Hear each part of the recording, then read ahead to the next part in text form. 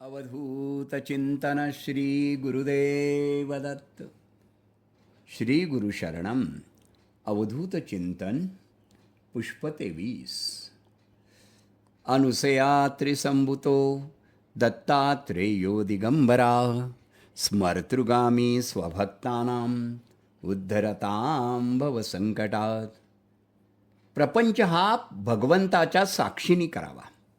प्रपंचाचा फोलपणा मनुष्य जन्मात भोवती असलेले मायाजाळ आणि दुर्बुद्धीने माणूस जन्मात परमेश्वर भक्ती न करता किंवा स्वस्वरूपाला न ओळखता अहंकाराने वागतो.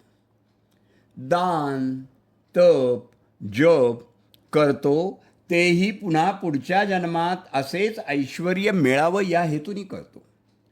जप तपातही भगवत परायणता ठेवीत नाही. तेव्हा जीवनात येऊन भगवत भक्ती न करता विषय भोगाचीच अभिलाषा जास्त करतो. विषयाचे चिंतन आत्मशक्ती नष्ट करत असते. ममता बंधनकारक असते. मन मेल्यावरच मुक्ती प्राप्त होत असते. कारण बंधन मनाचे होत असते, आत्म्याचे नाही. आत्मा तर मुक्तच असतो. यासाठी घर सोडण्याची बिलकुल आवश्यकता नाही.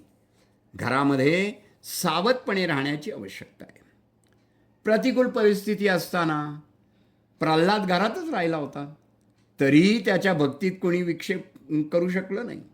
भरत, ज्याच्या नावावरून या देशाचं नाव भारत पडलं, त्या ऋषभदेवांचा पुत्र हा मात्र वनात एकांतात तपस्येसाठी राहून देखील एका मृगबालकावर आसक्त झाला आणि त्यामुळे प्रभुभंजन करू शकला नाही. प्रतिकूल वातावरणात भजन कसे करावे हे प्रल्हादाने जगाला शिकवले. यासाठी मुख्यत्वे करून स्वतःला ओळखणं आवश्यक आहे. स्वतःला ओळखणं म्हणजे काय यावर परमपूज्य योगीराज गुळवणी महाराज सांगतात, स्वतःला ओळखणं ही जाणीव आहे. देह, इंद्रिये, मन, प्राण, अहंकार हे सगळे गेल्यावर जो उरतो तो मी, आणि मी हा ज्ञानस्वरूप आहे. भागवत हे भक्तिशास्त्र आहे. भक्ती करण्यासाठी जीवाला, माणसाला आधी भक्ती कुणाची करावी, का करावी, कशी करावी याची माहिती आवश्यक आहे. मनोभूमी सर्व अज्ञान, विकल्प, प्रक्षेप, विक्षेप यांनी मुक्त पाहिजे. तरच तेथे भक्तीचे बीजारोपण होईल आणि नित्योपासनेने ते तरारेल. मगच त्याला कीर्ती आणि सुगंधाची फुलं येतील.